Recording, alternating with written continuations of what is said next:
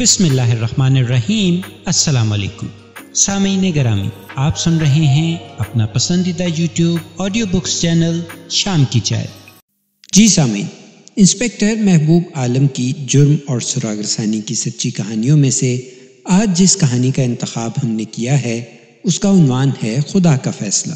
نئے آنے والے اصحاب سے گزارش ہے کہ وہ سبسکرائب کا بٹن پریس کر لیں اور ساتھ میں بیل آئیکن کو بھی پریس کر لیں تاکہ بر وقت ہماری کہانیاں انہیں مل سکیں۔ تو آئیے شروع کرتے ہیں۔ ٹانگ کٹ گئی تو میں دنیا سے کٹ گیا۔ 32-33 سال کی عمر میں ایک ٹنگا ہو جانا بڑے غم والا نقصان ہے، لیکن مجھے غم نہ ہونے کا سبب یہ ہوا کہ میں نے 2 عورتوں کی عزت سکھوں سے بچائی تھی۔ وہ ہندوستان سے پاکستان آ رہی تھیں۔ اس کہانی کو الگ رکھ دیتے ہیں، یہ میرا ذاتی معاملہ ہے۔ میں نے کہا ہے کہ میں دنیا سے کٹ گیا تھا، نہ کبھی کتاب پڑھی، نہ کبھی کوئی رسالہ پڑھنے کی تمنا ہوئی۔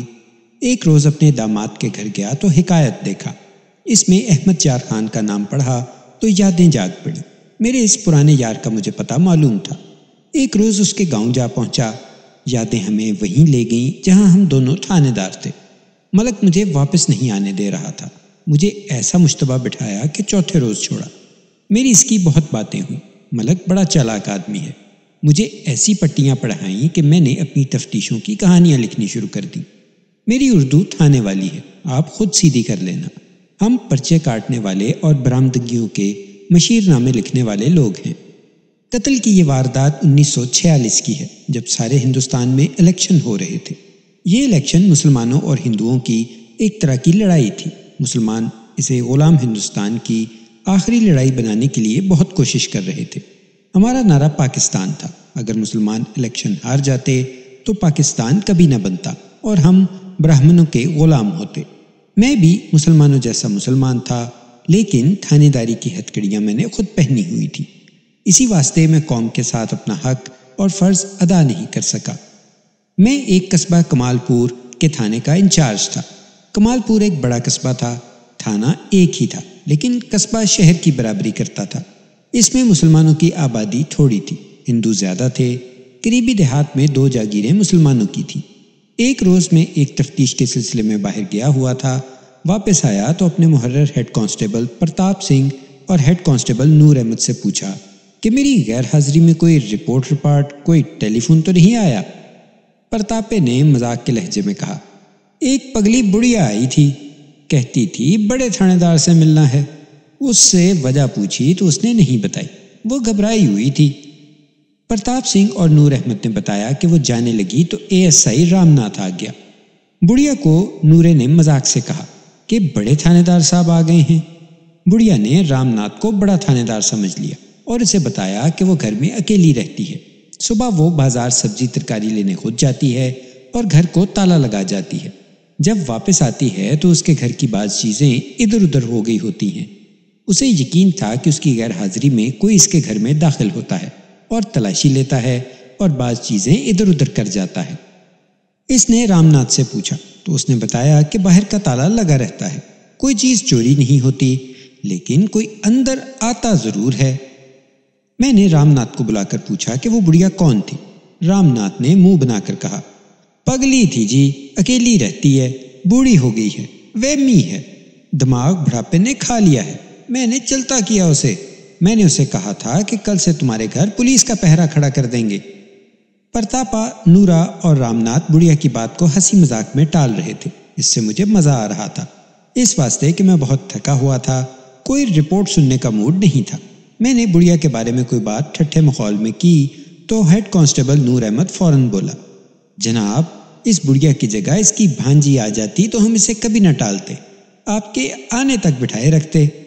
اس نے ہیڈ کانسٹیبل پرتاپ سنگھ کی ران پر ہاتھ مار کر کہا، کیوں ہے پرتاپے، او بول ہے رچ کی اولاد۔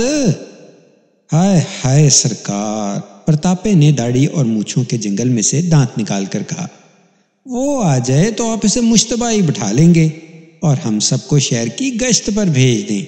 ایسی جوانی، ایسا حسن۔ تھوڑا وقت ہم اس طرح کی باتوں سے دل پچھوری کرتے رہے جس طرح پولیس اور فوج کی وردی پہن کر بارکوں میں کی جاتی ہیں۔ بڑھیا کی بانجی کی باتیں ہوتے ہوتے اس خاندان کی تاریخ بیان ہوئی۔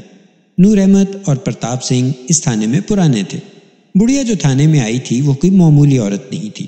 نورے اور پرتاپے نے بتایا کہ بڑی امیر عورت ہے۔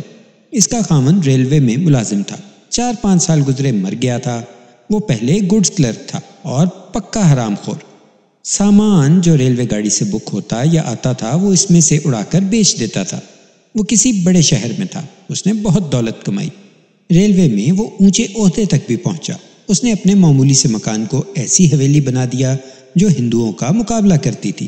حویلی میں لکڑی اور گارڈر ریلوے کے لگے ہوئے تھے۔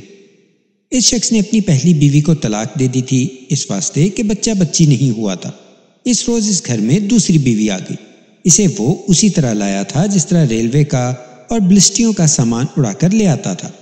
لوگوں نے مشہور کیا کہ یہ عورت ہندو ہے اور یہ شخص اسے بھگا لایا ہے۔ اس وقت عورت جوان اور شکلدار تھی۔ وہ اپنا نام نصرت بیگم بتاتی تھی۔ خدا نے اس شخص کو حرام خوری کی یہ سزا دی کہ اس کی حویلی کو بچوں کی رونق عطا نہ کی۔ نصرت بیگم کی گود خالی رہی۔ اسے عورتوں نے بہت دفعہ کہا کہ وہ کسی خانقاہ پر جائے، کسی پیر فقیر کے پاس جائے، کسی درگاہ پر نظر نیاز دے، شاید کسی کی دعا لگ جائے، لیکن اس نے کبھی کسی کی نہ مانی۔ پھر لوگوں نے اس کو بدنام کر دیا کہ بددعائی ہوئی ہے، کسی پیر کو نہیں مانتی۔ اس نے محلے میں کسی کے ساتھ یوں بھی میل ملاقات نہیں رکھا، نہ کسی کے بھلے میں نہ برے میں۔ اس کا خاوند نوکری ختم کر کے آ گیا۔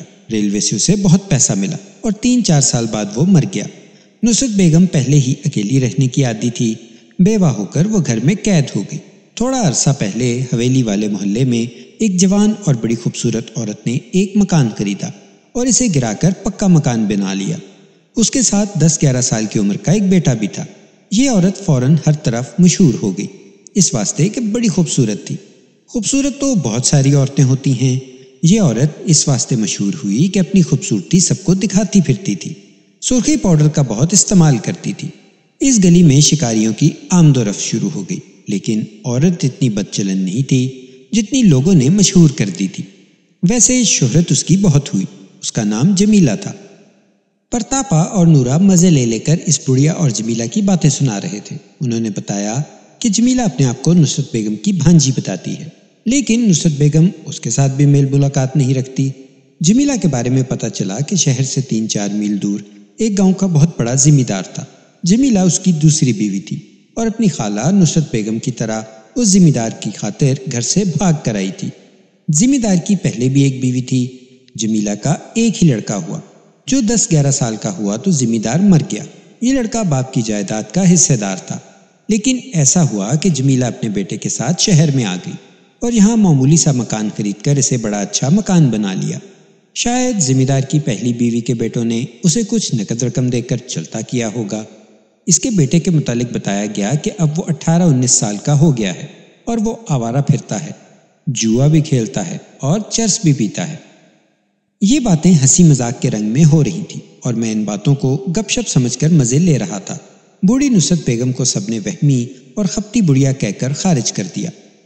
اگر میں بھول نہیں رہا تو شاید تیسرے دن صبح صبح کا ذکر ہے کہ ایک آدمی غریب سی ایک مائی کو ساتھ لیے تھانے میں آیا۔ میں بھی آ کر بیٹھا ہی تھا۔ اس آدمی کا نام مجھے یاد نہیں، بشیر نام رکھ لیتے ہیں۔ اس نے کہا، ہمارے محلے میں ایک بوڑھی عورت نصرت بیگم رہتی ہے، وہ گھر میں مری پڑی ہے۔ میں نے پوچھا کہ جسم پر زخم ہیں؟ اس نے جواب دیا، نہیں، مجھے کچھ شک ہے۔ میں نے اسے کہا کہ اپنے شک کو اچھی طرح بیان کرے۔ اس کے ساتھ جو بوڑھی مائی تھی اس نے بھی کچھ باتیں بتائیں۔ بشیر 60 سال کے لگ بھگ عمر کا تعلیم یافتہ شخص معلوم ہوتا تھا، اسے میں ٹال نہیں سکتا تھا۔ اس نے اور مائی نے اس طرح بات سنائی کہ مائی نصرت بیگم کے گھر ہر صبح جایا کرتی تھی اور کوئی کام کاج ہو تو کر دیتی تھی یا نصرت بیگم کا جسم دابتی تھی۔ اس نے صبح دیکھا نصرت بیگم کا دروازہ اندر سے بند تھا۔ اس نے 3-4 دفعہ دروازے پر زور زور سے ہاتھ مارے لیکن دروازہ نہ کھلا۔ مائی چلی گئی۔ 1.5-2 گھنٹے بعد پھر گئی، دروازہ ابھی تک اندر سے بند تھا۔ اس وقت نصرت بیگم بازار جایا کرتی تھی۔ مائی نے زور زور سے دروازہ بجایا لیکن اندر سے کسی نے نہ کھولا۔ مائی کو شک ہوا کہ نصرت بیگم بیمار ہوگی۔ وہ دروازے کے سامنے کھڑی سوچ رہی تھی کہ کیا کرے کہ بشیر بازار کی طرف سے آ گیا۔ اس نے مجھے بتایا کہ وہ اکیلا شخص ہے جس کے ساتھ نصرت بیگم کی میل ملاقات ہے۔ سبب اس کا یہ تھا کہ نصرت بیگم کا خاوند بشیر کا دوست تھا۔ وہ مر گیا تو بشیر نصرت بیگم کی خبر گیری کرتا رہتا تھا۔ نصرت بیگم اسے روزانہ بازار میں ملتی تھی۔ اس دن وہ بازار میں نظر نہ آئی، یہ معمول کے خلاف تھا۔ بشیر بازار سے آیا تو مائی کو کھڑا دیکھا۔ اس سے نصرت بیگم کا پوچھا۔ مائی نے اس کو خبر دی کہ وہ 2 دفعہ آ چکی ہے، اندر سے دروازہ نہیں کھلتا۔ بشیر کو معلوم تھا کہ کل تک نصرت بیگم کو کوئی تکلیف نہیں تھی، آج اتنی بیمار ہو گئی ہے کہ اٹھ کر دروازہ بھی نہیں کھول سکتی۔ بشیر کا مکان حویلی سے تیسرا تھا۔ وہ مائی کو اپنے ساتھ لے کر اپنے گھر گیا اور اوپر جا کر چھتوں سے نصرت بیگم کے گھر میں اترا۔ اندر جا کر دیکھا تو وہ مری ہوئی تھی، اس کا منہ کھلا ہوا اور آنکھیں بھی کھلی ہوئی تھیں۔ بشیر کو شک ہوا کہ اسے قتل کیا گیا ہے۔ اس نے تھانے میں رپورٹ دینا اپنا فرض سمجھا۔ کسی کے ذرا سے شک پر کوئی بھی تھانے دار قتل کا پرچہ چاک نہیں کر دیتا۔ متوفیہ بوڑھی تھی، وہ ہارٹ فیل ہونے سے مری ہوگی، کسی اور بیماری کا اچانک حملہ ہوا ہوگا۔ میں نے بشیر اور مائی سے کہا کہ میں ان سے جان چھڑانے کی کوشش نہیں کرتا، لیکن وہ میرا اطمینان نہیں کر سکے۔ بشیر نے کہا، جناب عالی، میں کسی جھمیلے میں پڑنے سے ڈرتا ہوں، لیکن دوستی کا حق ادا کرنا بھی فرض سمجھتا ہوں۔ مجھے ایک شک ہے، نصرت بیگم امیر عورت تھی، ہو سکتا ہے اس نے گھر میں کوئی رقم رکھی ہوئی ہو اور اس کا کسی کو پتہ چل گیا ہو۔ میں نے سنا ہے کہ اس کی ایک بھانجی ہے جو اپنے بیٹے کے ساتھ اکیلی رہتی ہے۔ میں نے کہا، اور یہ بھی پتہ چلا ہے کہ اس بھانجی کا بیٹا آوارہ نوجوان ہے۔ ان کے متعلق آپ کو کچھ پتہ ہے؟ میرا خیال ہے جمیلہ جو نصرت بیگم کی بھانجی ہے ایسی سنگین حرکت نہیں کر سکتی۔ بشیر نے کہا، ایک بات کا خیال آتا ہے، جمیلہ کا بیٹا قدرت نصرت کے پاس کبھی کبھی آتا تھا اور نصرت بیگم کو اس لڑکے سے پیار تھا۔ میں نے یہ بھی دیکھا ہے کہ یہ لڑکا جسے سب آوارہ اور بدماش کہتے ہیں، نصرت بیگم کی بہت خدمت کرتا تھا۔ جمیلہ اچھے اخلاق کی عورت نہیں، لیکن میرے پاس کوئی ثبوت نہیں کہ میں اسے بد چلن کہوں۔ بنی ٹھنی رہتی ہے اور اس کی باتیں شریف عورتوں جیسی نہیں۔ شک کی ایک وجہ اور بھی ہے۔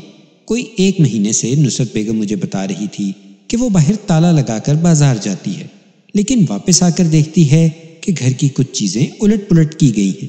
اس کی غیر حاضری میں کوئی اس کے گھر میں آتا ہے۔ میں اسے اس کا وہم سمجھتا رہا۔ میں نے اس مائی کو جو بشیرے کے ساتھ آئی تھی باہر بھیج دیا اور بشیر سے پوچھا کہ یہ مائی کیسی ہے۔ مجھے شک تھا کہ اس مائی نے گھر کے بھیدی کا کام نہ کیا ہو۔ بشیر نے کہا، یہ تو مری مٹی سی عورت ہے جی، اور محلے میں نیک نام بھی ہے۔ مجھے یہ خیال آ گیا کہ میں نے ابھی یہ تو دیکھا ہی نہیں کہ نصرت بیگم کس حال میں مری ہے، اور میں نے ایک ایسے شخص کے ساتھ تبادلہ خیالات شروع کر دیا ہے جو پولیس کا آدمی نہیں ہے۔ بشیر بے شک عزت دار آدمی تھا اور تعلیم والا بھی تھا، لیکن بعض آدمی پینشن پر گھر آ کر فارغ ہوتے ہیں تو ہر کسی کے کام میں ٹانگ اڑاتے پھرتے ہیں۔ میں نے بشیر کو بھی ایسا ہی آدمی سمجھا، لیکن وہ ایک اطلاع لایا تھا۔ مجھے کچھ نہ کچھ حرکت کرنی چاہیے تھی تاکہ پبلک کا کوئی شخص یہ نہ کہے کہ پولیس اپنا کام نہیں کرتی۔ میں نے اس سے کہا کہ مجھے نصرت بیگم کے گھر لے چلو۔ وہاں جا کر دیکھا نصرت بیگم کا کمرہ عورتوں سے بھرا ہوا تھا۔ باہر کچھ آدمی کھڑے تھے۔ بشیر اور مائی دوسرے لوگوں کے کوٹھوں سے گزر کر نصرت بیگم کے گھر میں اترے تھے۔ اس واسطے یہ اطلاع سارے محلے کو مل گئی کہ نصرت بیگم مر گئی ہے۔ اب میں کیا کر سکتا تھا؟ کسی کے پاؤں کا نشان یا کوئی اور سراغ نہیں مل سکتا تھا۔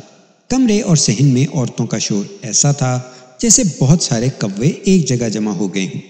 پولیس کو دیکھ کر ایسی خاموشی ہو گئی جیسے سارے کوے اڑ گئے ہوں۔ میں نے لاش دیکھی، چہرہ دیکھتے ہی مجھے شک ہو گیا کہ معاملہ گڑبڑ والا ہے۔ یہ تجربے کی بات ہے، میں لفظوں میں نہیں سمجھا سکتا کہ گڑبڑ والا چہرہ کس طرح کا ہوتا ہے۔ پولیس کے پرانے آدمی ذرا غور سے دیکھیں تو پہچان لیتے ہیں۔ لاش کی تھوڑی تک رضائی تھی۔ میں نے رضائی ہٹائی۔ نصرت بیگم کی گردن لمبی تھی۔ میں نے دیکھتے ہی بشیر کی طرف دیکھا اور سر ہلا کر اسے بتایا کہ اس کا شک صحیح نکلا۔ شارک اور ٹھوڑی کے بالکل نیچے گردن پر ایک نیلا دھبا تھا۔ بڑھیا کو شارک پر انگوٹھا رکھ کر مارا گیا تھا۔ میں لاش کے باقی جسم کا معائنہ کر رہا تھا۔ تشدد کا اور کوئی نشان نہیں مل رہا تھا۔ جسم اکڑ چکا تھا۔ اس حساب سے اسے مرے ہوئے 10-12 گھنٹے ہو گئے تھے۔ یہ میرا فضول سا اندازہ تھا، صحیح اندازہ ڈاکٹر نے بتانا تھا۔ تھانے دار صاحب، اپنے قریب مجھے ایک عورت کی آواز سنائی دی۔ آپ کیوں آئے ہیں؟ میری خالہ کو کیا ہوا ہے؟ میں نے اسے دیکھا۔ وہ اپنی خالہ کی لاش پر سرخی پاؤڈر لگا کر کھڑی تھی۔ اگر وہ پہلے ہی بنی ٹھنی ہوئی تھی تو اسے منہ دھو کر آنا چاہیے تھا، کیونکہ اس کی خالہ مر گئی تھی۔ میں نے آہستہ سے اسے کہا، تم جمیلہ ہو؟ اس نے اس طرح مجھے دیکھا جیسے میں نے کوئی پہیلی بوجھ لی ہو۔ اس کے ہونٹوں پر مسکراہٹ آ گئی۔ وہ مسکرانے کا موقع نہیں تھا۔ وہ شاید اس واسطے خوش ہو گئی تھی کہ شہر کا کوتوال بھی اسے جانتا ہے۔ جس طرح پرتاپے اور نورے نے مجھے بتایا تھا وہ اسی طرح خوبصورت تھی۔ اس کی عمر 35-36 سال تھی، لیکن سرخی پاؤڈر کی وجہ سے وہ جوان نظر آتی تھی۔ میں نے اسے بتایا کہ تمہاری خالہ کو قتل کیا گیا ہے۔ اس نے حیرانی سے مجھے دیکھا اور اس کے منہ سے آہستہ سے نکلا، قتل؟ خالہ قتل ہو گئی ہے؟ میں نے جو چیز دیکھی وہ یہ تھی کہ اس کی آنکھیں خشک تھیں۔ مجھے پہلے ہی بتا دیا گیا تھا کہ خالہ کے ساتھ اس کی میل ملاقات بہت کم تھی۔ یہ سبب ہو سکتا تھا کہ اسے خالہ کی موت کا اتنا دکھ نہیں جتنا ہونا چاہیے تھا۔ میں نے اسے کہا کہ میں لاش پوسٹ مارٹم کے لیے بھجوا رہا ہوں، ادھر سے فارغ ہو کر اس سے کچھ پوچھوں گا۔ میں آپ کو کیا بتا سکتی ہوں؟ اس نے کہا، میں اس گھر میں کبھی آئی ہی نہیں، نہ خالہ مجھ سے یا کسی اور سے ملتی تھیں۔ میں نے اسے باہر بھیج دیا اور ہیڈ کانسٹیبل نور احمد کو، جو میرے ساتھ آیا تھا، کہا کہ وہ پوسٹ مارٹم کا انتظام کرے۔ لاش کی برآمدگی اور اسے قبضے میں لینے کے لیے کاغذ تیار کرنے پڑتے ہیں، ان پر گواہوں کے دستخط لینے پڑتے ہیں۔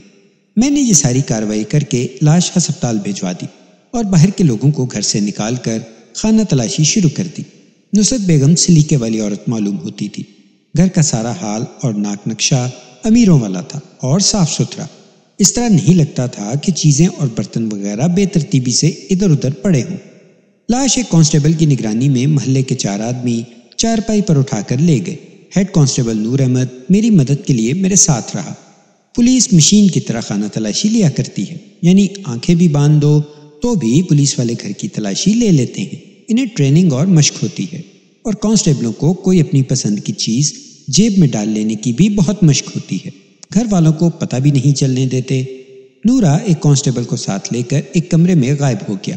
میں نے اس سے کہہ دیا تھا کہ یہ ایک بیوہ کا گھر ہے، کوئی حرام خوری نہ ہو، لیکن نورے کی مسکراہٹ سے مجھے شک ہوتا تھا کہ اس پر میری ہدایت کا ذرہ برابر اثر نہیں ہوا۔ اس نے مجھے بتایا تھا کہ اس حویلی میں سب مال ریلوے کا ہے اور حویلی بھی حرام مال سے بنی ہے۔ میں نے اس کمرے کی تلاشی لینی شروع کی جس میں لاش تھی۔ ایک خوبصورت میز تھی جس کے سامنے سنگار میز کی طرح بڑے سائز کا آئینہ بھی لگا ہوا تھا۔ میں نے اس کی دراز کھولی تو ایک پرس نکلا، اس سے کھولا۔ اس میں 60 روپے اور تھوڑے سے آنے پڑے تھے۔ یہ بڑا پرس تھا، اس میں ڈاکخانے کی ایک پاس بک بھی تھی۔ کھول کر دیکھی، آخری بیلنس 47,000 روپیہ تھا۔ اگر اسے آج کے حساب کتاب سے دیکھیں تو رقم 5 لاکھ کی مالیت کی تھی۔ 1946 میں گوشت 8 آنے سیر ہوا کرتا تھا اور خالص دودھ 6 آنے سیر بھی مل جاتا تھا اور 4 آنے سیر بھی۔ بڑھیا صحیح معنوں میں دولت مند تھی۔ پہلا شک یہ تھا کہ مقتولہ کے قتل کا سبب روپیہ پیسہ تھا۔ اس واسطے میں نے پاس بک کو دیکھنا شروع کر دیا کہ رقمیں کس طرح نکلوائی گئی ہیں۔ اس وقت عام لوگ ڈاکخانوں میں پیسے جمع کروایا کرتے تھے، بینکوں کی شہرت بہت کم تھی۔ مقتولہ نے 4 روز پہلے آخری رقم 2,000 روپیہ نکلوائی تھی۔ میں آپ کو ایک بار پھر بتا دوں کہ آج کل 2,000 روپیہ کوئی رقم ہی نہیں سمجھی جاتی۔ اس زمانے میں اس طرح مان لیں کہ یہ رقم 10-11 ہزار روپے تھی۔ اس سے پہلے مقتولہ ہر مہینے کی پہلی یا دوسری تاریخ کو کبھی 200 روپے، کبھی 250 اور کبھی 250 روپے نکلواتی رہی تھی۔ یہ اس کا ماہوار خرچ تھا۔ اتنی زیادہ رقم یعنی 2,000 روپیہ اس نے پہلی بار نکلوایا تھا۔ یہ رقم اس کے گھر میں ہونی چاہیے تھی۔ اگر گھر میں نہیں تو اس نے کسی کو قرض دے رکھی ہوگی۔ مجھے وہم ہونے لگا کہ یہی 2,000 روپیہ بڑھیا کی موت کا سبب بنا ہے۔ میں نے ہیڈ کانسٹیبل نور احمد سے کہا کہ وہ کوئی ٹرنک یا سوٹ کیس نہ کھولے، مجھے ان لوگوں پر اعتبار نہیں تھا۔ میز کے دراز سے چابیاں مل گئیں۔ میں نے ٹرنک کھولے۔ بشیر بطور گواہ اور رپورٹ کنندہ میرے ساتھ تھا۔ میں نے نمبردار اور محلے کے 2 اور معزز آدمیوں کو بھی ساتھ لے لیا تھا۔ ٹرنکوں میں سے زیورات تو نکلے، رقم کہیں سے بھی نہ ملی۔ میں نے ابھی ان لوگوں کو نہیں بتایا تھا کہ میں کیا ڈھونڈ رہا ہوں۔ جب رقم کا نشان بھی نہ ملا تو ویسے ہی میرے منہ سے نکل گیا، یہ 2,000 روپیہ کہاں گیا؟ بشیر نے میرے پہلو کے قریب آ کر میری ران پر انگلی ماری۔ میں سمجھ گیا کہ وہ علیحدگی میں کچھ کہنا چاہتا ہے۔ باقی سب آدمی جو اندر میرے ساتھ تھے ہندو تھے۔ میں ان پر ظاہر کیے بغیر بشیر کو دوسرے کمرے میں لے گیا۔ اس نے کہا، اگر آپ یہ 2,000 روپیہ تلاش کر رہے ہیں جو پاس بک میں لکھا ہے تو یہ آپ کو نہیں ملے گا۔ یہ مسلم لیگ کے فنڈ میں چلا گیا ہے، اس کی رسید میرے پاس ہے۔ میں ان لوگوں کے سامنے اس واسطے یہ بات نہیں کر رہا تھا کہ یہ ہندو ہیں۔ آپ کو سب حال معلوم ہے، مسلمانوں کے پاس پیسہ نہیں ہے، یہاں بادشاہی ہندوؤں کی ہے۔ روپیہ پیسہ ان کے پاس ہے، وہ الیکشن میں مسلمانوں کو بھی اپنی طرف گھسیٹ رہے ہیں۔ مسلم لیگ نے پاکستان کے واسطے اپنا امیدوار کھڑا کیا ہے۔ اگر مسلمانوں کی یہ سیٹ کانگریس کا امیدوار لے گیا تو ہمارے لیے بہت برا ہوگا۔ شہر کے مسلمانوں نے مسلم لیگ فنڈ کو اپنی اپنی توفیق سے بڑھ کر چندہ دیا ہے۔ نصرت بیگم نے مجھے ڈاک خانے میں ساتھ لے جا کر 2000 روپیہ نکلوایا اور مجھے دیا تھا کہ مسلم لیگ کے دفتر میں دے آؤں۔ وہ گھر آ گئی اور میں 2000 روپیہ شیخ عبد الودود صاحب کو دے آیا۔ آپ شیخ صاحب کو جانتے ہوں گے، انہوں نے رسید کاٹ دی۔ میں نے آ کر رسید نصرت بیگم کو دی تو اس نے کہا، میں رسید کو کیا کروں گی، میں نے خدا کو ادھار تو نہیں دیا۔ جناب وہ رسید میرے گھر میں ہے، اسی کے نام کی ہے، آپ حکم کریں تو لا دوں۔ اللہ میرا شاہد ہے کہ میرا دماغ پھر گیا، اس واسطے پھر گیا کہ نصرت بیگم کو میں بہت معمولی عورت سمجھتا تھا جو جوانی میں ایک آدمی کے پیچھے گھر سے اس واسطے بھاگ آئی تھی کہ یہ شخص حرام خوری سے دولت اکٹھی کر رہا تھا۔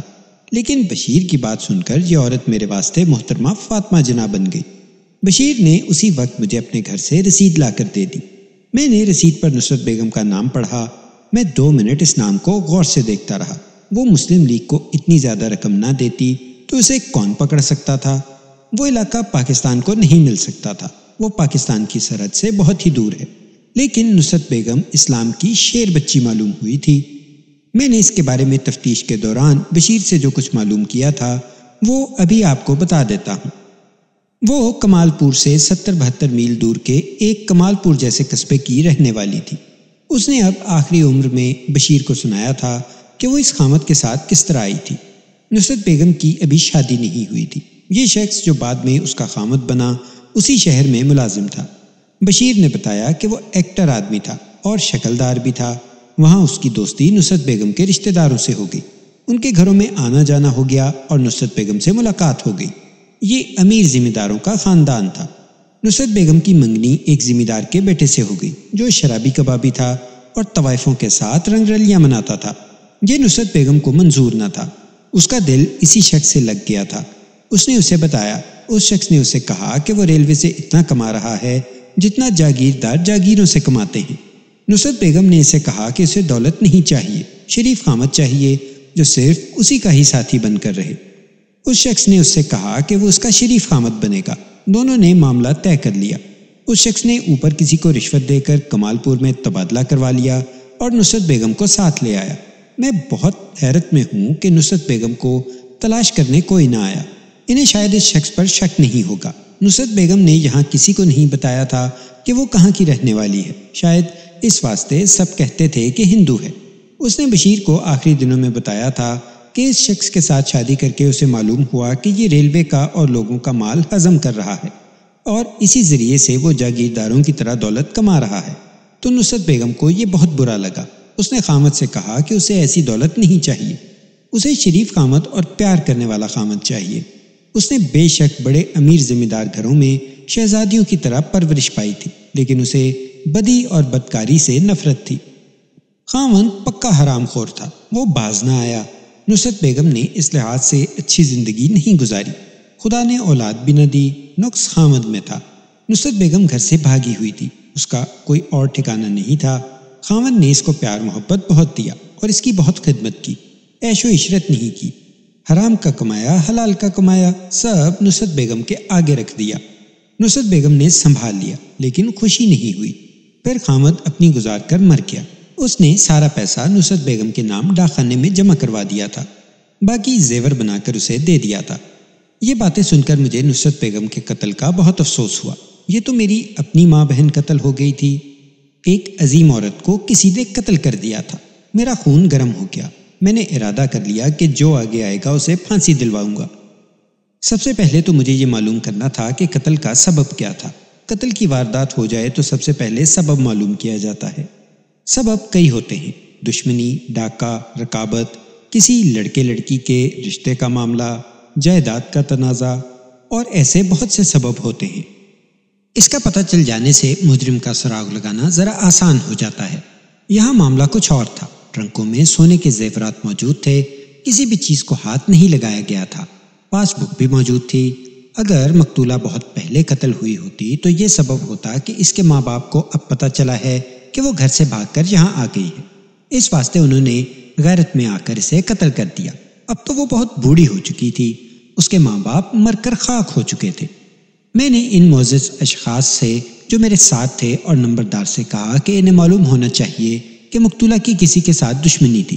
میں نے انہیں کہا کہ وہ محلے کی عورتوں سے معلوم کریں اور مجھے تھانے میں آ کر بتائیں کہ اس واردات میں کس کا ہاتھ ہو سکتا ہے اور قتل کا سبب کیا ہے۔ ان لوگوں کو کچھ اور باتیں کہہ سن کر میں نے بشیر سے کہا کہ وہ بھی کچھ اور سراغ رسانی کرے اور مجھے تھانے میں ملے۔ جمیلہ بھی وہیں تھی۔ میں نے اس سے کہا کہ وہ گھر چلی جائے، میں اسے شاید تھانے بلاؤں۔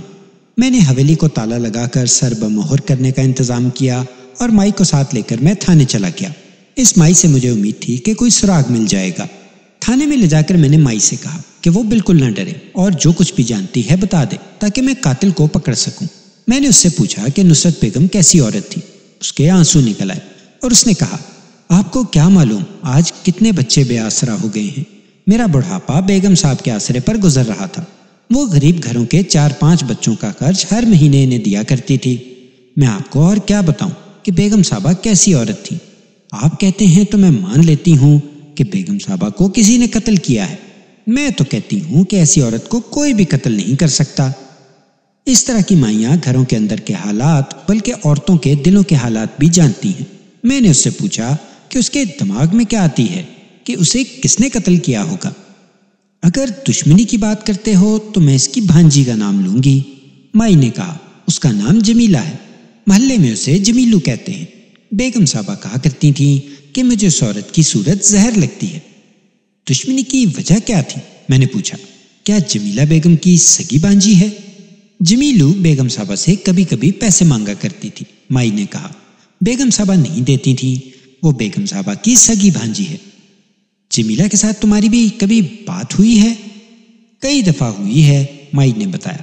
وہ مجھے کہا کرتی تھی کہ اپنی بیگم صاحبہ سے کہو کہ اتنی دولت قبر میں لے جاؤ گی، کچھ رقم مجھے دے دو۔ میں نے بیگم صاحبہ سے ایسی بات کبھی نہیں کی تھی۔ 2-3 مہینے گزرے، جمیلو نے مجھے گلی میں جاتے ہوئے دیکھ لیا اور بلا لیا۔ اس نے بہت باتیں کی۔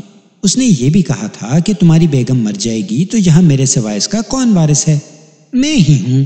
پھر کمبخت پتہ نہیں مجھ سے کیوں روٹھی ہوئی ہے۔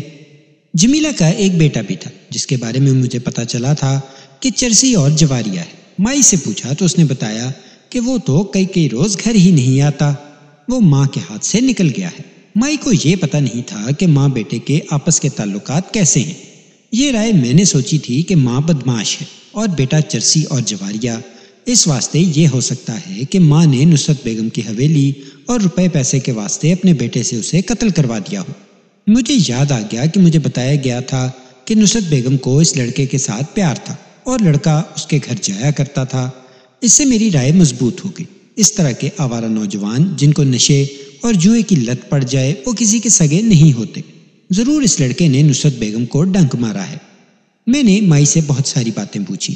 اس کے منہ سے جو بھی بات نکلی وہ جمیلہ اور اس کے بیٹے کے خلاف تھی۔ میری رائے اور میرا شک اور زیادہ مضبوط ہو گیا۔ میں نے مائی پر بہت سارا وقت صرف کر دیا۔ پھر اس سے کہا کہ وہ گھر چلی جائے اور کوئی پوچھے کہ تھانے دار کے ساتھ کیا باتیں ہوئی ہیں تو بالکل نہ بتائے۔ سرکاری ہسپتال قریب ہی تھا۔ لاش اور پوسٹ مارٹم رپورٹ آ گئی۔ ڈاکٹر نے لکھا تھا کہ مقتولہ کی موت سانس کو روکنے سے واقع ہوئی ہے۔ سانس روکنے کا نشان شہرک پر موجود ہے۔ سانس کی نالیوں اور پھیپھڑوں کے معائنے سے پتہ چلا ہے کہ مقتولہ کی شہرک دبا کر سانس روکی گئی ہے۔ ڈاکٹر نے موت کا وقت آدھی رات کے بعد کا لکھا تھا، 12 سے 1 بجے کے درمیان۔ لوگوں کو شاید معلوم نہ ہو کہ گلا گھونٹ کر کسی کو مارا جائے یا ناک اور منہ کسی طریقے سے بند کر کے کسی کو مارا جائے تو سانس کی نالیوں اور پھیپھڑوں کے معائنے سے ڈاکٹر بتا دیتے ہیں کہ سانس روکی گئی ہے۔ سانس کی نالیوں کی حالت قدرتی موت کی حالت سے مختلف ہوتی ہے۔ جب لاش میرے پاس آ گئی تو میرے سامنے یہ سوال آیا کہ لاش کس کے حوالے کروں۔ جمیلہ اس کی بھانجی تھی، لاش اسی کو لے جانی چاہیے تھی۔ وہ نہ لیتی تو بشیر موجود تھا۔ میں جمیلہ سے بھی کچھ پوچھنا چاہتا تھا بلکہ وہ مشتبہ تھی، اس واسطے میں نے جمیلہ کو بلوا بھیجا۔ وہ فوراً آ گئی۔ اس نے کپڑے پہلے سے زیادہ بھڑکیلے پہنے ہوئے تھے اور سرخی پاؤڈر سے چہرے کو پہلے سے زیادہ جوان بنایا ہوا تھا۔ مجھے مائی نے بتایا تھا کہ جمیلہ نصرت بیگم کی حویلی اور دولت کی باتیں کرتی تھی۔ میں نے اس کے ساتھ یہ چال چلنے کا ارادہ کر لیا کہ اسے شک نہ ہونے دوں گا کہ میں اسے مشتبہ سمجھتا ہوں۔ میں نے دوستی والا رویہ اختیار کر لیا۔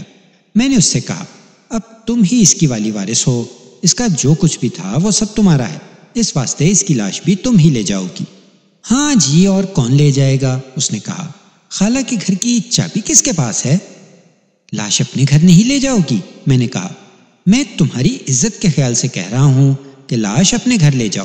اگر تم لاش اس کے گھر لے گئی تو لوگ باتیں کریں گے کہ بھانجی نے اپنی خالہ کی لاش اپنے گھر میں بھی نہیں رکھی۔ تم عزت دار عورت ہو۔ ہاں جی، آپ نے اچھا مشورہ دیا ہے، اس نے کہا۔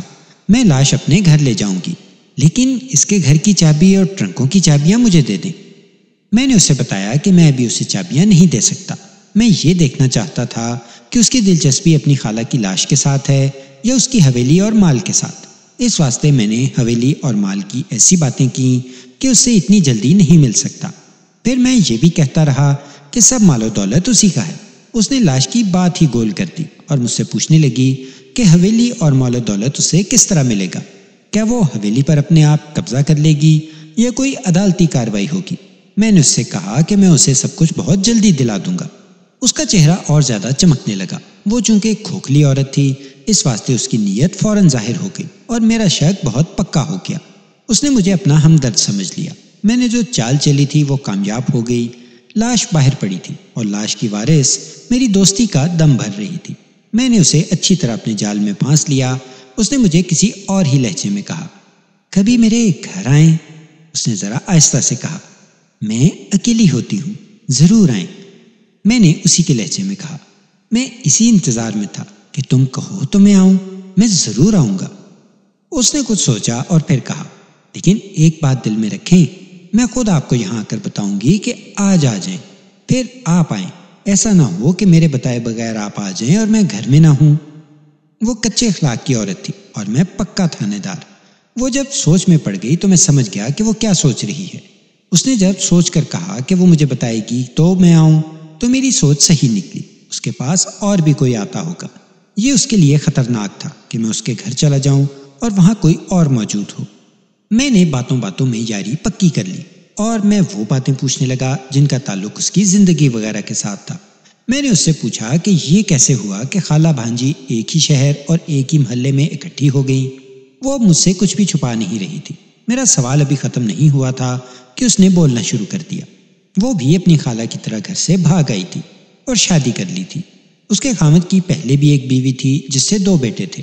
اس وقت جب جمیلہ اس کے گھر میں آئی، اس کے خاوند کے ایک بیٹے کی عمر 15-16 سال تھی اور دوسرا اس سے 2-3 سال چھوٹا تھا۔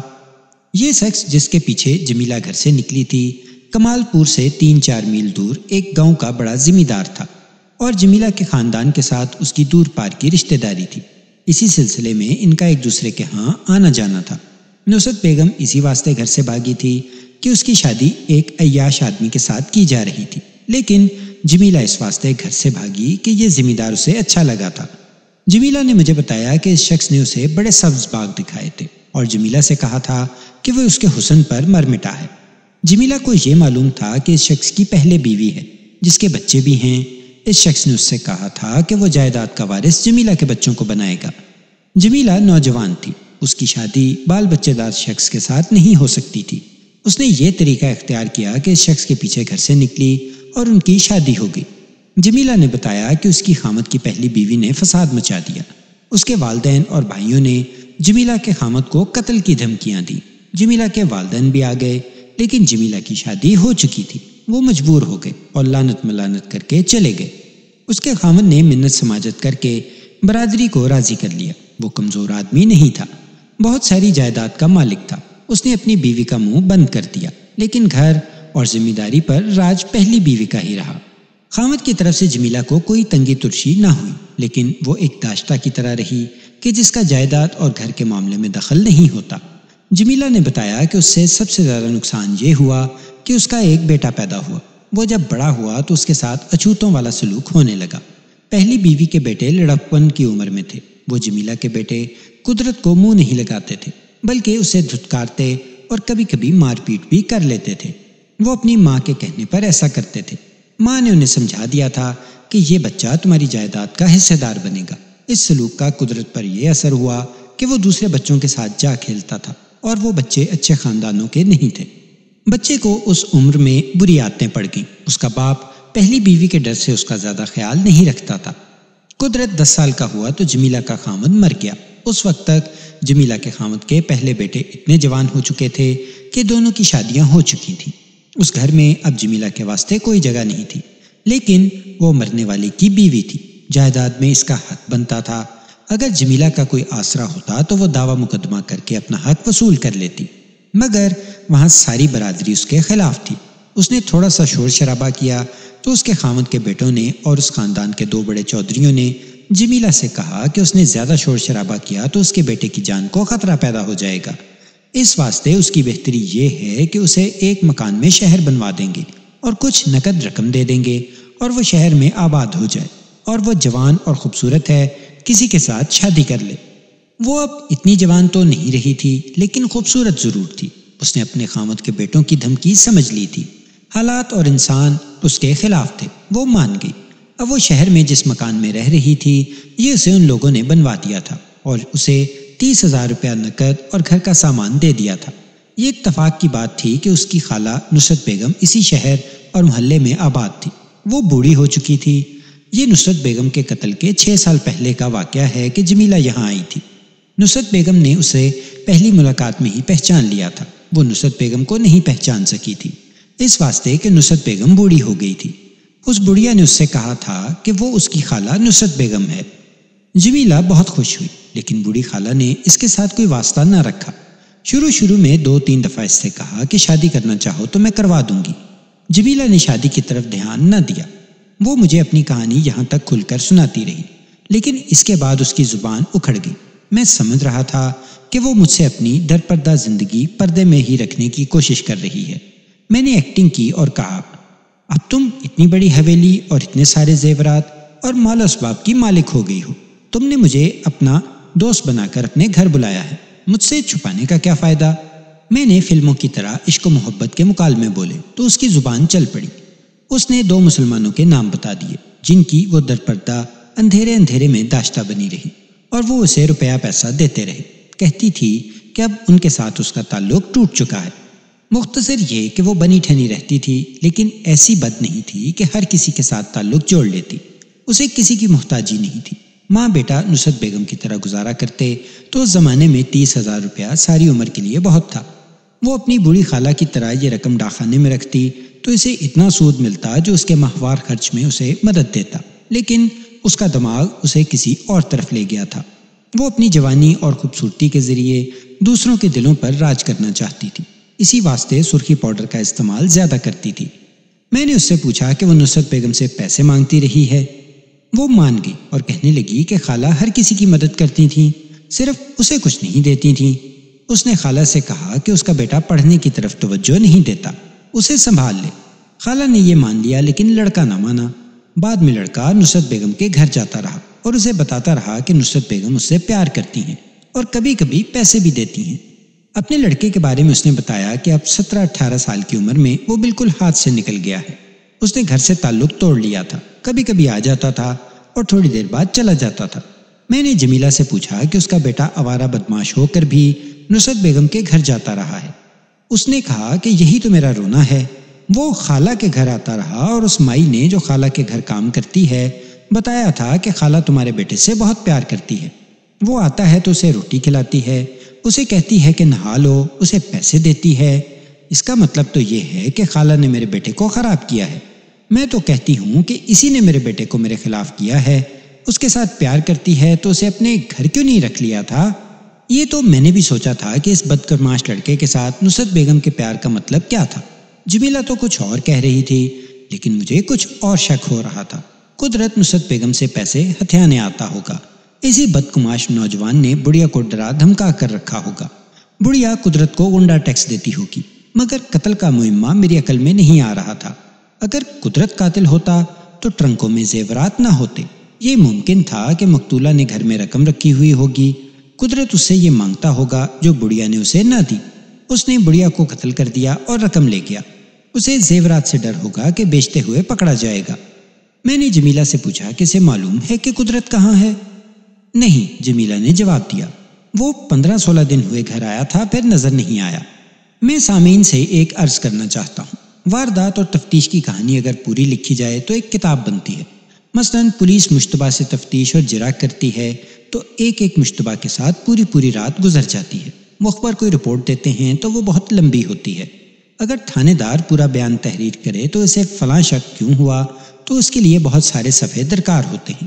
یہ سارے حال احوال نہیں لکھے جا سکتے، بات مختصر کر کے سنانی پڑتی ہے، نہیں تو آپ کا پورا پرچہ ایک ہی کہانی سے بھر جائے۔ اس مختصر کی ہوئی کہانی سے پڑھنے والوں کو یہ شک ہو سکتا ہے کہ یہ تو ایسے ہی گپ ملا لی گئی ہے۔ آپ ایسا نہ سمجھیں، مختصر بات سے کسی شک میں نہ پڑیں۔ جرم کی کہانی میں موٹی موٹی اور بہت ضروری باتیں لکھی جاتی ہیں۔ مثال کے طور پر جمیلہ میرے پاس 3 گھنٹے بیٹھی رہی، لیکن میں نے بات اتنی تھوڑی سنائی ہے جیسے وہ 10-15 منٹ بیٹھی ہوگی۔ میں نے اسے لاش دے دی، وہ اسی خوشی میں لاش لے گئی کہ وہ مقتولہ کی وارث ہے اور اب وہ امیر عورت بن گئی ہے۔ اس نے جاتے جاتے پھر پوچھا کہ میں اسے حویلی اور ٹرنکوں کی چابیاں کب دوں گا۔ وہ چلی گئی اور اپنے خلاف اور اپنے بیٹے کے خلاف میرے دل میں شک چھوڑ گئی۔ میں نے اس کی مخبری کا انتظام ایسا کیا کہ دن اور رات اس کے گھر پر نظر رہے۔ جو ہی کوئی اس کے گھر میں جائے تھانے اطلاع دی جائے، اگر محلے سے کہیں باہر جائے تو اس کا پیچھا کیا جائے کہ کہاں گئی ہے۔ پولیس کے واسطے یہ انتظام مشکل نہیں ہوتا۔ آپ نے بھائی احمد جار خان کی کہانیوں میں سن لیا ہوگا کہ مخبری کون لوگ کرتے ہیں۔ ان میں چرسی بھنگی بھی ہوتے ہیں اور شہر کے معزز آدمی بھی ہوتے ہیں۔ ان کی بیویاں اور گھروں میں نوکری کرنے والی مائیاں بھی مخبری کرتی ہیں۔ میں نے جمیلہ کے بیٹے قدرت کو بلانے کے لیے ہیڈ کانسٹیبل نور احمد سے کہا۔ اس نے اسے شام تک تلاش کیا، وہ نہ ملا۔ قبرستان کے ملنگوں سے پتہ چلا کہ کل رات آیا تھا، معلوم نہیں اب کہاں ہوگا۔ وہ سارے شہر میں نہ ملا۔ اس سے مجھے شک ہوا کہ وہ نصرت بیگم کو قتل کر کے غائب ہو گیا ہے، اب نہیں ملے گا۔ اس شہر میں اس کا تھا ہی کیا؟ ان دنوں میری اور میرے عملے کی ڈیوٹی ایک اور بھی تھی۔ شہر میں الیکشن کا ہنگامہ تھا، حالات بہت خراب تھے۔ ہندوؤں اور مسلمانوں میں چاقوؤں، پتھروں اور سوڈے کی بوتلوں سے ایک لڑائی ہو چکی تھی۔ مجھے ادھر کا انتظام بھی کرنا پڑتا تھا۔ میں دل سے مسلمانوں کے ساتھ تھا، ظاہری طور پر میں ان کی کوئی مدد نہیں کر سکتا تھا۔ شہر کے ہندو لیڈر میرے خلاف تھے، اس واسطے کہ میں مسلمان تھا۔ میں نے انہیں تھانے بلا کر کہا تھا کہ تم لوگوں کے دلوں میں میرے خلاف کدورت ہے، لیکن یاد رکھو کہ ہندوؤں نے گڑبڑ کی تو میں سب سے پہلے تم سب کو گرفتار کروں گا، اس واسطے کہ مسلمان جہاں بہت کم ہیں، وہ ہندوؤں پر حملے کی جرت نہیں کر سکتے تھے۔ میری بات سن کر 2 لیڈروں نے جو آڑتی تھے مجھے دھمکایا۔ میں نے ان دونوں کو اسی وقت حوالات میں بند کر دیا اور اگلے روز چھوڑا۔ ان میں سے ایک نے مجھے کہا تھا، اپنے مسلمانوں کو سمجھا دو کہ پاکستان نہیں بنے گا، ہم نہیں بننے دیں گے، ہمارے ساتھ بھائی بندی رکھیں۔ معلوم نہیں کیوں میرے منہ سے نکل گیا، مہاشے جی خدا نے فیصلہ دے دیا ہے کہ پاکستان بن کے رہے گا۔ اس بات پر گرما گرمی ہو گئی تھی اور میں نے ان میں سے 2 کو حوالات میں بند کر دیا تھا، اور اسی وقت اپنے انگریز ڈی ایس پی کو بذریعہ ٹیلی فون اطلاع دے دی تھی کہ ہندو لیڈروں نے مجھے تھانے میں آ کر گالیاں دی ہیں اور میں نے 2 کو بند کر دیا ہے۔ ڈی ایس پی دانشمند انگریز تھا، اس نے مجھے کہا کہ کل انہیں چھوڑ دینا، باقی میں سنبھال لوں گا۔ اس نے دوسرے دن آ کر ہندو سرکردہ لوگوں کو بلایا اور ان کی اچھی حجامت بنا دی تھی۔ میں ایک بات پر حیران تھا، شہر میں اکثریت ہندوؤں کی تھی، مسلمان بہت تھوڑے تھے، ان میں مار پٹائی کی جرت نہیں تھی۔ ہندوؤں کے غنڈے بہت سخت تھے، پھر بھی مجھے رپورٹیں مل رہی تھیں کہ ہندو غنڈے زخمی ہوتے رہتے ہیں اور وہ مسلمانوں سے دب گئے ہیں۔ میرے مخبر یہ خبر لانے میں ناکام ہو گئے تھے کہ ہندو غنڈوں کو کون زخمی کرتا ہے اور وہ دب کیوں گئے ہیں۔ میں سیاسی ہنگامے روکنے میں بھی مصروف رہتا تھا۔ نصرت بیگم کے قتل کے غالباً 4 روز بعد رات کو مجھے خبر ملی کہ شہر کا ایک مشہور ہندو گنڈا راما جمیلہ کے گھر میں گیا ہے۔ رامے کا نام رمیش چندر تھا اور وہ راما کے نام سے مشہور تھا۔ اس کے متعلق مجھے رپورٹ ملتی رہتی تھی کہ سیاسی ہنگاموں میں مسلمانوں کو ڈراتا دھمکاتا رہتا ہے، اور ہندو مسلم فساد جو پہلے 3-4 بار ہوئے تھے ان میں کرتا دھرتا بلکہ کمانڈر یہی تھا۔ اب مجھے خبر دی گئی کہ وہ جمیلہ کے گھر میں ہے، تو مجھے پہلا خیال یہ آیا کہ راما جمیلہ کو اکیلی عورت سمجھ کر کسی اور نیت سے جمیلہ کی مرضی کے خلاف اس کے گھر میں جا گھسا ہے۔ دوسرا خیال یہ آیا کہ جمیلہ نے اس کے ساتھ تعلق پیدا کر رکھا ہوگا۔ اس خیال سے مجھے غصہ آ گیا، تعلق رکھنا تھا تو اس قسم کے ذلیل ہندو کے ساتھ رکھنا تھا۔ تیسرا خیال یہ آیا کہ جمیلہ کا بیٹا قدرت بھی بدماش ہے، شاید وہ بھی گھر آیا ہوگا۔ چوتھا خیال یہ آیا کہ جمیلہ نے ان دونوں سے اپنی خالہ کو قتل کروایا ہوگا۔ میں فوراً اٹھا، نورے اور 2 کانسٹیبلوں کو ساتھ لیا اور بہت جلدی جمیلہ کے دروازے پر جا پہنچا۔ دروازے پر ہاتھ مارا تو دروازہ رامے نے کھولا۔ میں نے اس پر ٹارچ کی روشنی مار کر پوچھا، ارے رامے، تم یہاں کیا کر رہے ہو؟ چلو اندر چلو۔ اسے بولنے کا موقع دیے بغیر میں نے اسے دھکا دیا اور اندر چلا گیا۔ جس کمرے میں روشنی تھی اور دروازہ کھلا ہوا تھا، میں بہت تیز اس کمرے میں جا گھسا۔ جمیلہ پلنگ سے بڑی جلدی میں اٹھ رہی تھی، اس کے جسم پر صرف قمیض تھی۔ میں نے اسے غصے سے کہا، اسی حالت میں رہو۔ وہ میری طرف گھومی، اس کا سارا جسم کانپنے لگا۔ میں نے رامے کو اپنے قریب کر کے کہا، رامے، قتل کا اقبال دوستوں کی طرح کر لو گے یا؟ اس نے مجھے ہنس کر ٹال دیا، پھر کہنے لگا، اس عورت کے ساتھ میرا کوئی گہرا تعلق نہیں کہ اس کے کہنے پر کسی کو قتل کر دوں۔ آپ دیکھ رہے ہیں کہ میں یہاں کیوں آیا ہوں۔ میں دونوں کو تھانے لے گیا۔ مجھے بڑے آرام سے تفتیش کرنی آتی تھی، لیکن رامے پر مجھے اس لیے غصہ تھا کہ وہ مسلمانوں کو دھمکیاں دیتا تھا اور اس نے مسلمانوں پر حملے کروائے تھے۔ میں نے اپنے دونوں کانسٹیبلوں پرتاپے اور نورے سے کہا کہ اس کی ذرا خاطرداری کرو، قاتل یہی ہے۔ جمیلہ کو میں نے اپنے پاس رکھا۔ وہ روتی اور چیختی تھی کہ خالہ کو اس نے نہ قتل کیا ہے نہ کروایا ہے۔ جمیلہ عورت ذات تھی، بیوہ تھی۔ میں نے اسے بہت ڈرایا دھمکایا، لیکن اس پر ہاتھ نہیں اٹھایا۔ اس نے اتنا ہی مانا کہ رامے کے ساتھ اس کا یہی تعلق ہے جو میں نے دیکھا تھا، اور راما اسے بہت پیسے دیتا تھا۔ رامے کے بارے میں مجھے امید تھی کہ اگر وہ قاتل ہے تو مان جائے گا، اس واسطے کہ وہ چور اور ڈکیت نہیں تھا کہ پولیس کی مار سہ لے گا۔ وہ صرف بدماش اور جوئے باز تھا، اور ہندوؤں نے اسے اپنا کرائے کا گنڈا بنایا ہوا تھا۔ پولیس کے ساتھ اس کا کبھی واسطہ نہیں پڑا تھا۔ پرتاپا اور نورا اس کے ساتھ جو سلوک کر رہے تھے، وہ مجھے اس طرح معلوم ہو رہا تھا کہ اس کی ہائے ہائے سے سارا تھانہ ہل رہا تھا۔ لیکن صبح تک راما اور جمیلہ نہ مانے تو میں مان گیا کہ یہ قاتل نہیں۔ میں نے بہت بڑی غلطی کی کہ انہیں چھوڑ دیا۔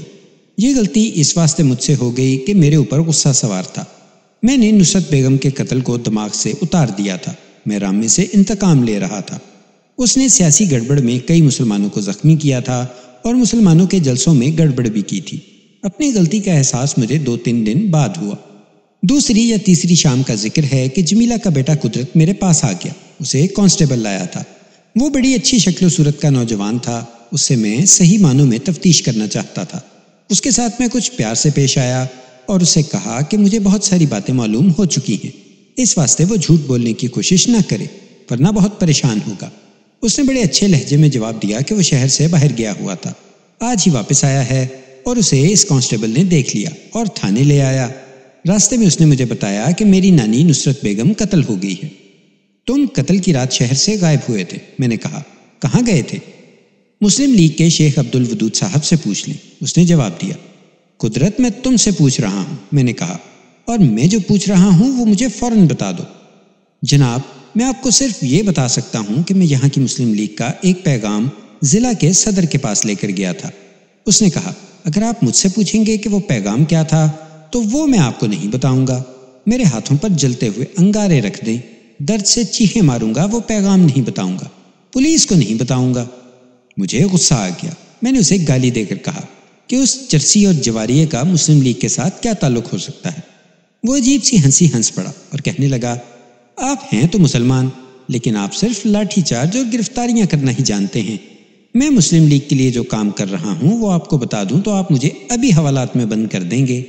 اگر میں حوالات میں بند ہو گیا تو یہاں رامے جیسے ہندو گنڈے مسلمانوں کا گلیوں میں چلنا پھرنا بند کر دیں گے۔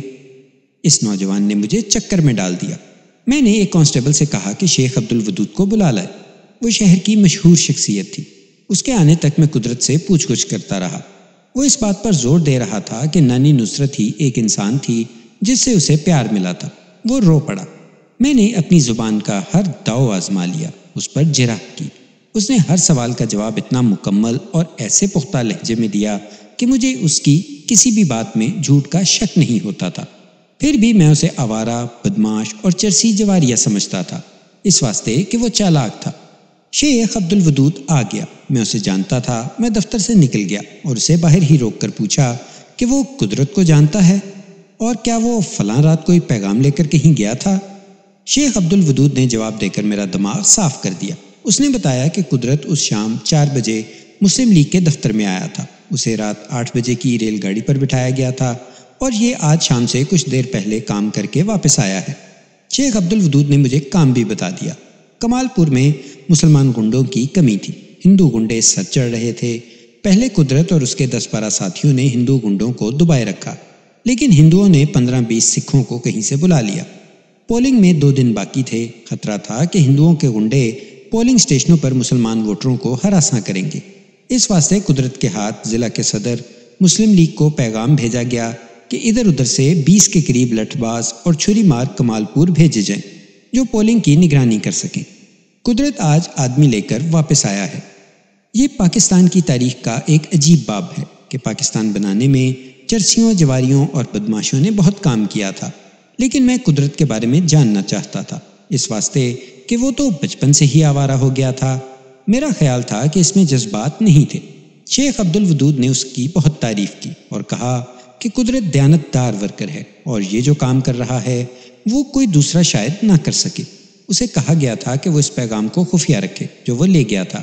اس نے مجھے بھی یہ پیغام نہ بتایا، پھر بھی قدرت کو ابھی قتل کے شک سے پاک نہیں سمجھتا تھا۔ میں نے شیخ عبدالودود کو جانے کی اجازت دے دی اور قدرت سے تفتیش جاری رکھی۔ اب اس کے ساتھ میرا سلوک بدلا ہوا تھا۔ اس کی ماں کا ذکر آ گیا۔ اس نے ماں کے خلاف نفرت کا اظہار کیا، کہنے لگا کہ اس کی ماں جائیداد کے لالچ میں آ کر گھر سے ایک بال بچے دار آدمی کے پیچھے آ گئی تھی۔ اس کے تانے قدرت کو بڑے ہو کر سننے پڑے۔ پھر شہر میں آ کر اس کی ماں نے غیر مردوں کے ساتھ رنگ رلیاں منانی شروع کر دی۔ قدرت کو وہ بچہ سمجھتی تھی جسے شاید کوئی سمجھ ہی نہیں تھی۔ میں سب سمجھتا تھا، قدرت نے کہا۔ میری حالت کو ماں نہیں سمجھتی تھی۔ مجھے میرے باپ کی پہلی بیوی کے بیٹے آوارہ کتا سمجھتے تھے۔ مجھے باپ کا پیار نہ ملا، ماں نے بھی پیار نہ دیا۔ باپ مر گیا تو ہم یہاں آ گئے۔ یہاں ماں نے کچھ اور ہی کرتوت شروع کر دیے۔ وہ مجھے گھر سے باہر ہی رکھتی تھی۔ مجھے تعلیم بھی نصیب نہ ہوئی۔ میں بچپن میں گاؤں میں گندے بچوں کے ساتھ دل بہلاتا تھا۔ شہر میں آئے تو ماں مجھے پیسے دے کر باہر بھیج دیتی تھی۔ میں نے یہاں بھی آوارہ لڑکوں کے ساتھ وقت گزارنا شروع کر دیا۔ سگریٹ پینے انہی لڑکوں نے سکھا دیے۔ پھر ہر طرح کی بری حرکت شروع کر دی، اور ایسا وقت آ گیا کہ ماں مجھ سے بیزار ہو گئی اور میں ماں کو ناپسند کرنے لگا۔ میں نے گھر سے دور رہنا شروع کر دیا۔ مجھے پتا چلا کہ میری ماں نے رامے بدماش کے ساتھ دوستی کر لی ہے۔ میں اس وقت مسلم لیگ میں شامل ہو گیا تھا اور رامے کے ساتھ میری ٹکر شروع ہو گئی تھی۔ میں اب پکا بدماش بن چکا تھا۔ جوئے کے اڈے پر کوئی سر اٹھا کر بات کرتا تو میں اسے 2 منٹ میں سیدھا کر لیتا تھا، لیکن پاکستان کے نعرے لگنے لگے اور ہندوؤں نے پہلی بار مسلمانوں کے ایک جلسے پر گنڈوں سے حملہ کرایا تو پتہ نہیں میرے دل میں یہ آگ کس طرح لگ گئی کہ میں بھی مسلمان ہوں۔ میں نے اپنے چرسی اور بدماش دوستوں کو ساتھ لیا اور مسلم لیگ کے دفتر میں چلا گیا۔ اس روز سے میں نے اپنی جان پاکستان کے نام پر قربان کی ہوئی ہے۔ رامے بدماش کی میں 2 دفعہ مرمت کر چکا ہوں۔ میں نے رامے کو دیکھا کہ وہ میری ماں کے پاس جاتا ہے تو میں نے ماں سے کہا کہ جہاں جی چاہے جھک مارو، اس ہندو گنڈے کو گھر میں نہ آنے دو، یہ ہمارا دشمن ہے۔ ماں نے مجھے گالیاں دی۔ میں نے اسے کہا کہ راما پھر اس گھر میں آیا تو میں تم دونوں کو قتل کر دوں گا۔ اس موقع پر میں نے ایک غلطی کی۔ میں نے شاید جذبات میں آ کر کہہ دیا، میں نے 2 روز ہوئے رامے کو تمہاری ماں کے ساتھ پکڑا ہے، وہ رات کو تمہارے گھر میں تھا۔ اس کا چہرہ اتنا لال ہو گیا جیسے اس کی کھال پھاڑ کر خون ابل پڑے گا۔ اس نے آہستہ سے کہا، تو میری ماں باز نہیں آئی، میں بہت دن ہوئے گھر نہیں گیا، وہ خوش ہوگی کہ میں شہر سے چلا گیا ہوں۔ میں باقی بات مختصر کہوں گا۔ بہت وقت اور گزر گیا، مجھے یقین ہو گیا کہ قدرت قاتل نہیں ہے۔ میں نے اس سے کہا کہ میں قاتل کو پکڑ لوں گا، لیکن وہ میری مدد کرے اور سراغ رسانی کرے۔ اس نے کہا کہ قتل میں اس کی ماں کا ہاتھ ضرور ہے اور وہ سراغ لگا لے گا۔ میں نے اسے جانے کی اجازت دے دی۔ اس نے وعدہ کیا کہ وہ 1-2 دنوں میں میرے پاس آئے گا۔ اس نے یہ بھی کہا کہ اگر مجھے اس کی جلدی ضرورت پڑ جائے تو وہ مسلم لیگ کے دفتر میں ملے گا۔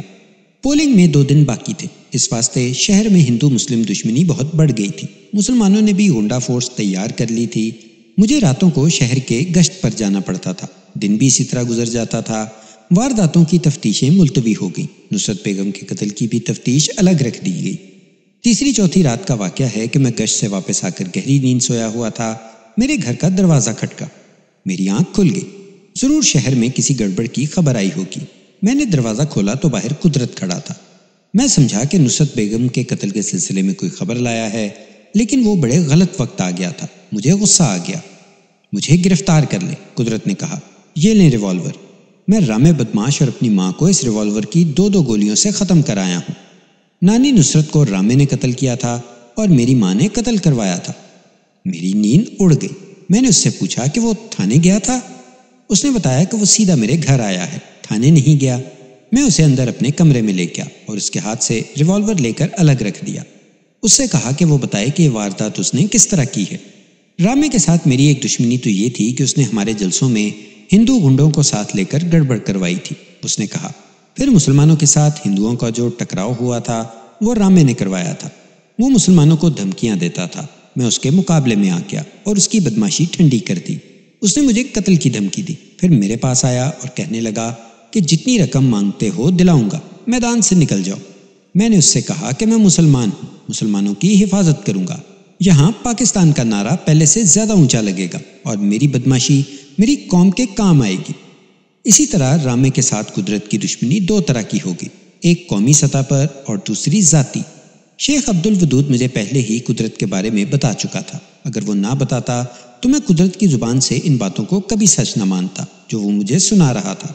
اس کا اقبالی بیان بہت لمبا تھا، میں آپ کا وقت ضائع نہیں کروں گا، اس واسطے بہت ضروری اور ایمان کو تازہ کرنے والی باتیں سناؤں گا۔ ان باتوں کو وہی لوگ سچ مانیں گے جو 1946 اور 47 میں آزادی کی سرگرمیوں میں شامل تھے۔ جو لوگ پاکستان میں پیدا ہوئے ہیں وہ ان باتوں کو فلمی کہانی کے مکالمے یا افسانے سمجھیں گے۔ وہ وقت ایسا تھا کہ اس وقت امیر غریب، شریف بدماش، بڑے چھوٹے، تندرست اور مریض اپنی جان اور اپنے مال سمیت ایک محاذ پر اکٹھے ہو گئے تھے اور سب کا نعرہ ایک ہی تھا، لے کے رہیں گے پاکستان، بٹ کے رہے گا ہندوستان۔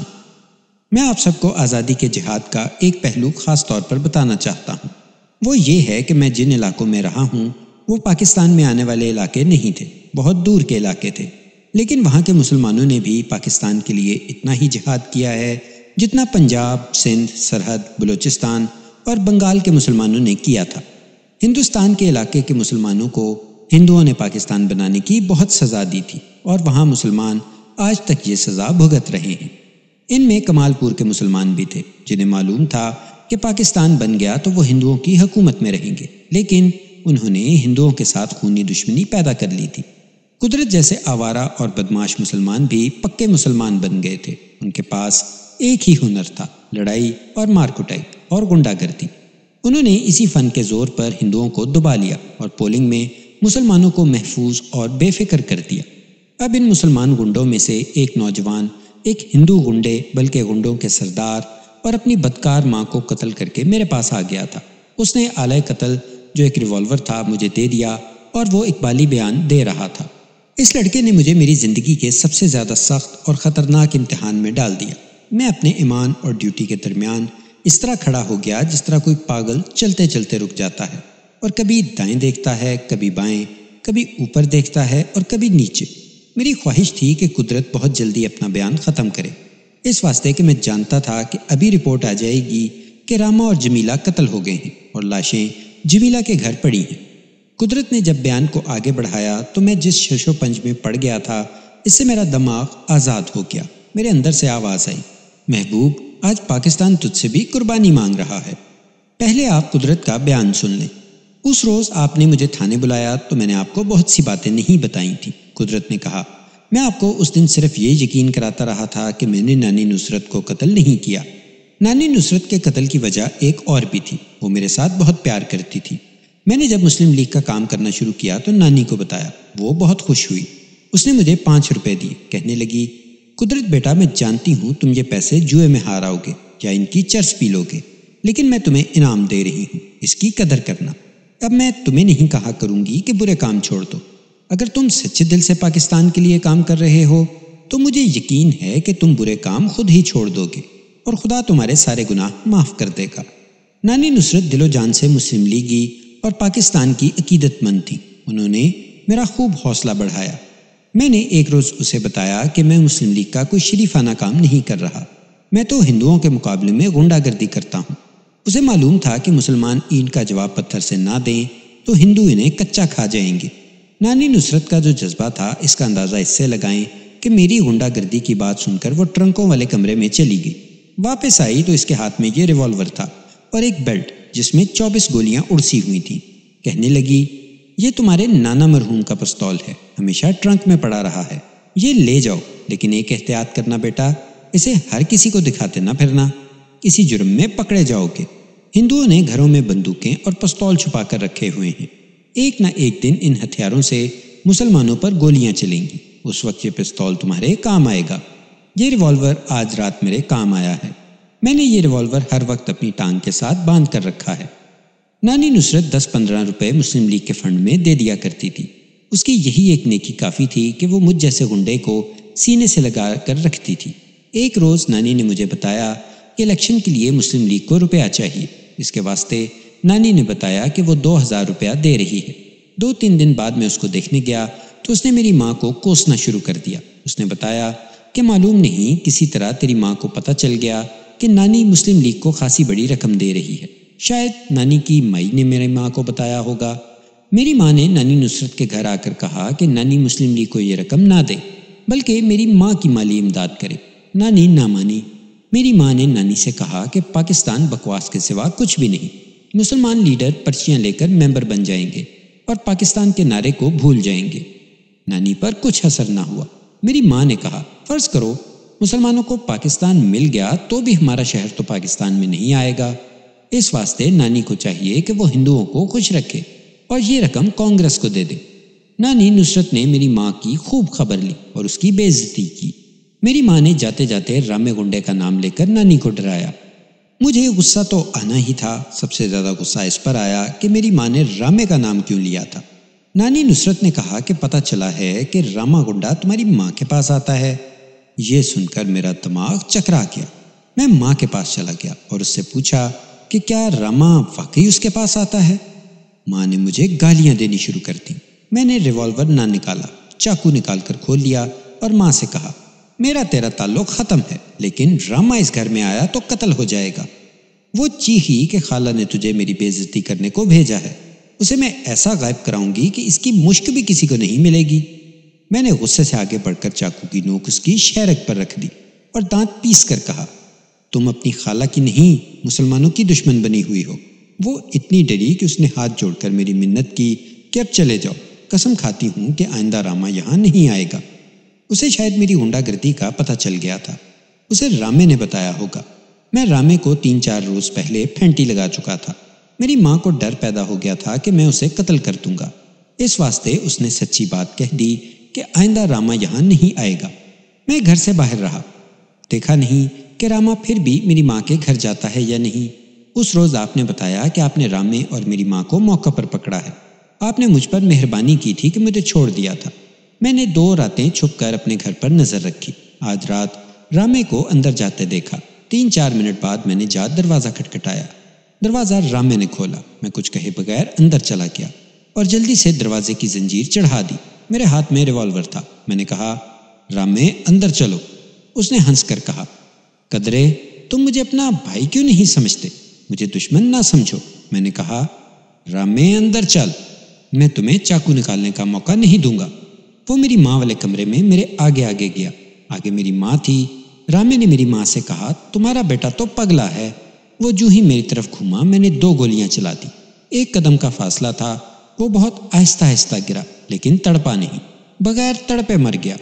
میری ماں نے اپنے منہ پر ہاتھ رکھ لیا۔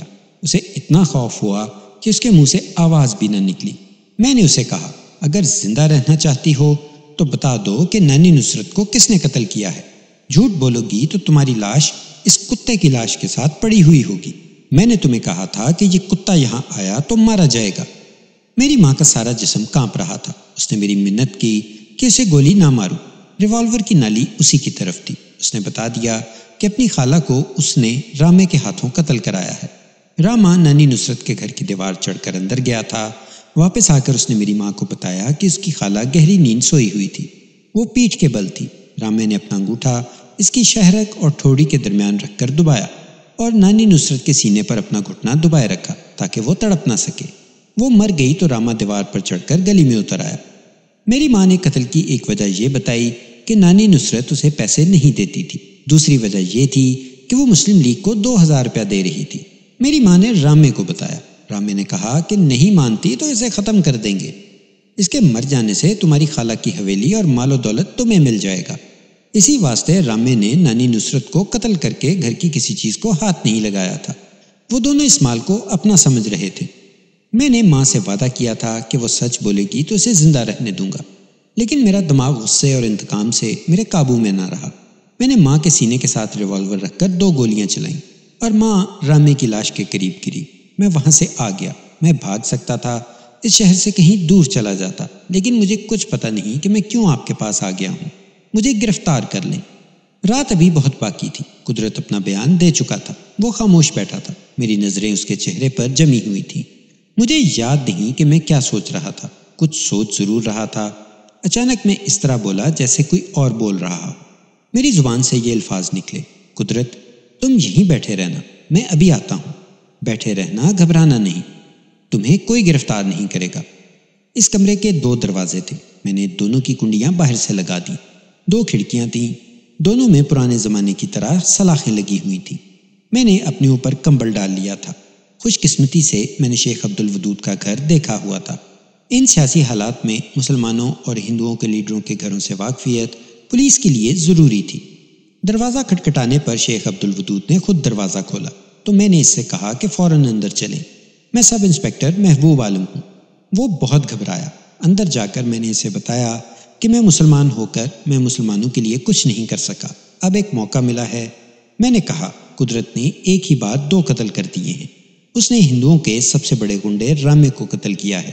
کیا آپ قدرت کو اتنی دور بھیج سکتے ہیں کہ کسی کو اس کا سراغ نہ ملے؟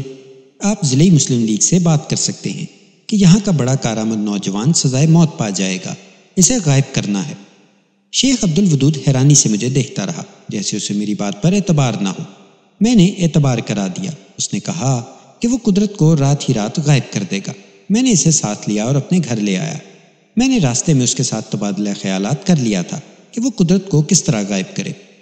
قدرت میرے کمرے میں ہی تھا۔ میں نے اس سے کہا قدرت جاؤ شیخ صاحب کے ساتھ۔ اس نے بڑی حیرانی سے مجھے دیکھا۔ میں نے شیخ عبدالودود سے کہا کہ وہ اپنا ایمان پکا رکھیں اور مجھے ذلیل نہ کروا دیں۔ اس نے اپنے سینے پر ہاتھ رکھ کر انگلی آسمان کی طرف کی، کہنے لگا اللہ کو جواب دینا ہے، میں بچہ نہیں، مجھے احساس ہے آپ کیا کر رہے ہیں۔